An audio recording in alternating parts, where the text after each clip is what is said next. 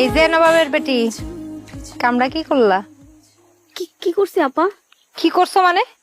তুমি যে নিজের কাপড়টা এত সুন্দর মতো দিলা, এই সাইডে যে আমার মায়ের একটা কাপড় আছিল, এটা কি চোখে লাগে নাই?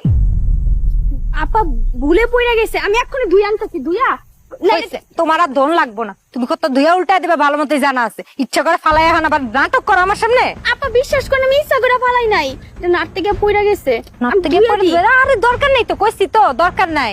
এখন মানে এটা ধুইতে নিয়ে যায় আমার মার মন কারবা তুমি, কোনো সুযোগ নাই। দাঁড়াও দেখাইতেছি। মা, আপা মা, আপনার ভুল হইতেছে আপা, আমার কিছু থাকো। করেন না। মা, কি হয়েছে? হ্যাঁ কি তোমার এই আদরের বৌমারা জিজ্ঞেস করো কি হয়েছে। কি হয়েছে কি? আম্মা আমি ইচ্ছা করে এটা করি নাই, এই কাপড়টা নাড়তে গিয়া আপনার